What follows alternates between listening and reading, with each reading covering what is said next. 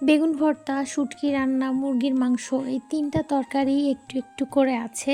তবে সেটা দিয়ে দুপুরটা আসলে কমপ্লিট করা সম্ভব হবে না। তাই ভাবলাম যে যেকোনো একটা আইটেম রান্না করি। ভাবলাম যে আজকে শিং মাছ রান্না করা যাক। এই শিং মাছ নিয়ে না দারুণ একটা গল্প আছে আমার জীবনে। আমি বিয়ের আগে কোনোদিনও শিং মাছ খেতাম না। ইভেন আমার বাবার বাড়িতেও আমার আব্বু আম্মু ছাড়া কেউই শিং মাছ খেতে পছন্দ করে না।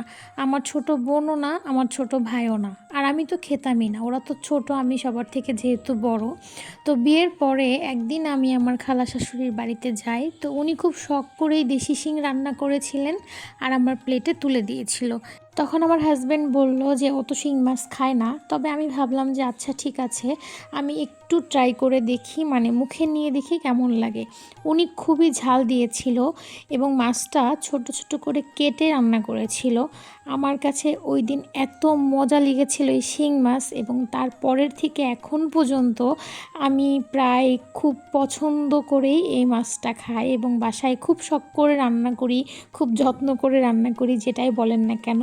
এই তো আমার রান্না একদম হয়ে এসেছে, আর এটাই হচ্ছে আজকে দুপুরের আইটেম। তবে কেন আমি শিং মাছ খেতাম না সেটার গল্প একদিন আপনাদের সাথে আমি শেয়ার